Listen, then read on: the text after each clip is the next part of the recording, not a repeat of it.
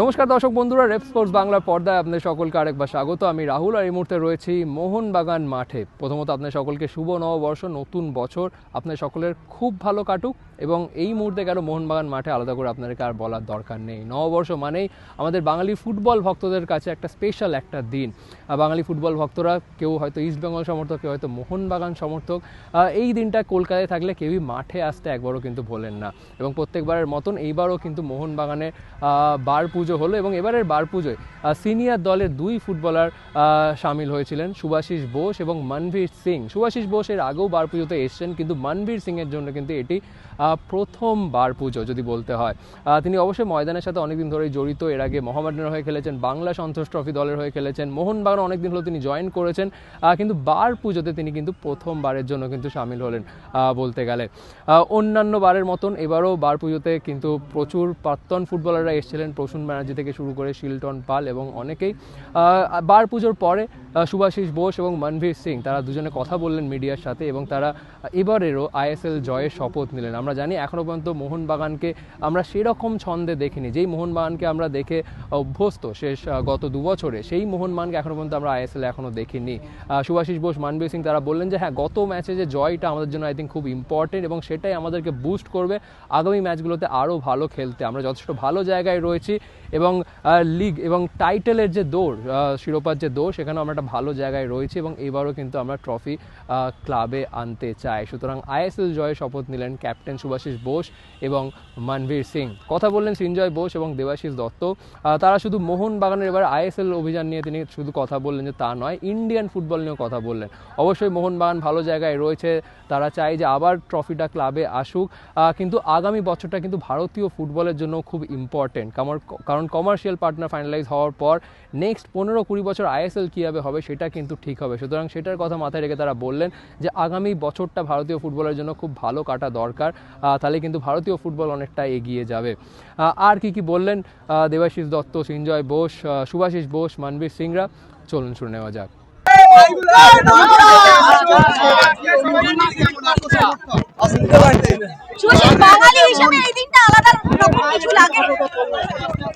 হ্যাঁ, পয়লা বৈশাখ আমাদের কাছে একটা নতুন বছর এবং অবভিয়াসলি এবছর আমরা নতুন বছর, বাঙালির জন্য নতুন বছর আবার স্টার্ট হচ্ছে। তো আমাদের এটাই লক্ষ্য থাকবে যে এবছর আবার ট্রফি জিততে পারি এবং প্রতি বছর আমাদের ট্র্যাডিশন আছে যে পয়লা বৈশাখে ক্লাবে আসা এবং এত মেরিনার্স ফ্যান্সদের সাথে দেখা হওয়া, এরকম চান্স পাওয়া যায় না, যা কারণ আমরা মাঠে থাকি, ওরা গ্যালারিতে। তো তাদের সাথে অনেক ইন্টারাকশন হচ্ছে এবং সাথে হচ্ছে এই যে ট্র্যাডিশন আমাদের যে লেগেসি, এই বার পুজো, তো এই বার পুজোয় সামিল হতে পেরে আর অ্যাজ এ বাঙালি হিসেবে, আমি কলকাতার ছেলে হিসেবে আমি নিজেকে অনেক লাকি মনে করি যে এইখানে আমি আসতে পেরেছি যে বার পুজোতে, এবং এই পুজো দেওয়া আর আরো আমার কামনার থাকবে যে এবছর আমরা ট্রফি আবার জিততে পারি।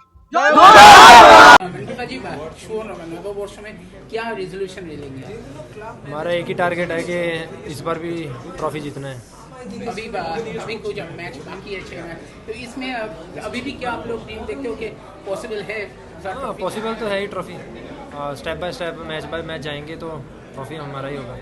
सपोर्टर्स लोग के लिए कुछ best supporter in the Indian football. में कुछ बंगाली चीज आप पहले भी खेल चुके हो कलकत्ता में, मोहनबागान से पहले, तो कुछ बंगाली चीज नववर्ष में करते हो ऐसा कुछ? मेरा ऐसा तो कुछ नहीं है, मैं तो घर पे ही रहता हूँ, बस फैमिली के साथ स्पेंड करता हूँ टाइम। এবছরের রেজলিউশন কি ক্লাবের পক্ষ থেকে? আমাদের একটাই রেজলিউশন, মোহনবাগান যেন সর্ব জায়গায় শ্রেষ্ঠ হয়, প্রথম হয়। আমরা সবসময় এটা প্রার্থনা করি এবং আজকে বার পুজোর দিনও আমরা এটাই অঙ্গীকার করি যে শত বাধা সত্ত্বেও মোহনবাগান যেন সর্বশ্রেষ্ঠ হয়। আর আজকের এই দিনে আমাদের আরেকটা প্রার্থনা যে পৃথিবী অন্তত শান্তিতে থাকুক, যে অশান্তির বাতাবরণ তৈরি হচ্ছে সেটা যেখানেই হোক আমরা সবাই তাতে আক্রান্ত। পৃথিবী শান্তিতে থাকুক এবং মোহনবাগান শ্রেষ্ঠত্ব লাভ করুক সব জায়গায়।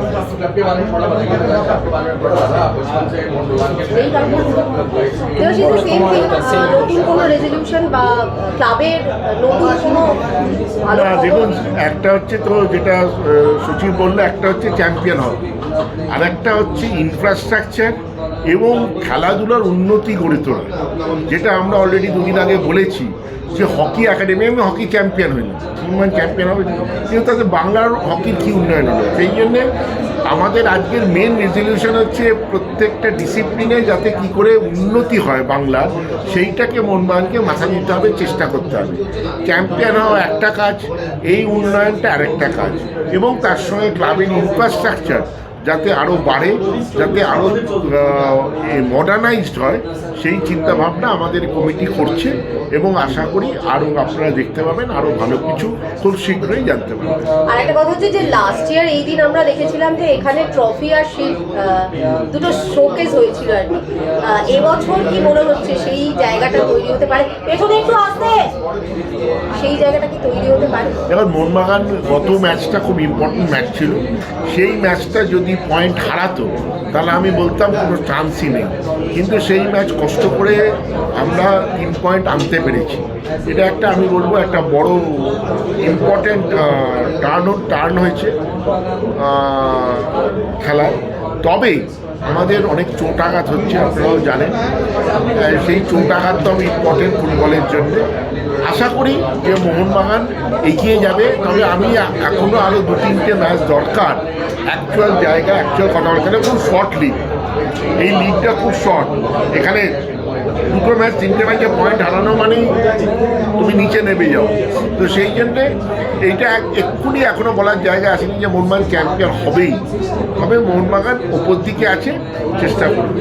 আর একটা জিনিস হচ্ছে যে গত বছরও একটা আমরা জানতাম যে অনিশ্চয়তা পরিস্থিতি তৈরি হবে, এখনো পর্যন্ত কিন্তু এবারের আইএসএল শেষ হতে চললো, স্টিল আমরা এখনো খুব একটা পরিষ্কার চিত্র পাইনি। তো যেহেতু এই বারপুরটা ভীষণ ফুটবল কেন্দ্রিক আমরা জানি, তো সেই জায়গায় দাঁড়িয়ে ফুটবলকে খুব অনিশ্চয়তার মধ্যে ওরে পেছনটা কেউ আসতে আস্তে আস্তে।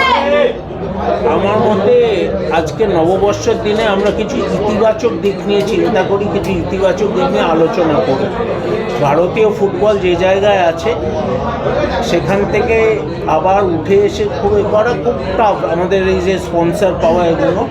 তবে সেটাও আজকের ভালো দিনে আমরা আশা করি যে আবার আইএসএল হবে এবং আবার ডুরান্ড হবে, কলকাতা লিগও ভালোভাবে হবে, আমরা মাঠে খেলতে পারবো, যেটা আমার আর দেবাশিস দা দুজনেরই কথা ছিল। সো আশা আমরা সবাই বাঁচি, সো সেই আশা। তবে এটা যেটা আপনি প্রশ্ন করলেন, প্রশ্নটা ইম্পর্টেন্ট, কারণ এটা খুব বড় একটা টার্নিং পয়েন্টে ভারতীয় ফুটবল দাঁড়িয়ে আছে। এইবারের কন্ট্রাক্টটার উপরে কিন্তু ভারতীয় ফুটবলের ভবিষ্যৎ নির্ভর করছে। এটা শর্ট টার্ম হতে পারবে না যে ঠিক আছে 1 বছর আবার লিগ চালিয়ে দাও, তারপরে দেখা যাবে। তো সেই জন্যে সেই কন্ট্রাক্ট, সেই পরিকাঠামো এবং ক্লাবগুলোকেও সেই কন্ট্রাক্টটাকে মানতে হবে। তো সর্বমিলিয়ে এখন আপনি যেটা বললেন একদম সঠিক কথা, একটা মেক অর ব্রেকের জায়গায় কিন্তু ভারতীয় ফুটবল দাঁড়িয়ে আছে। আশা করব সেখান থেকে শিক্ষা যেটা বললো সেখান থেকে এগোবে, পেছনে।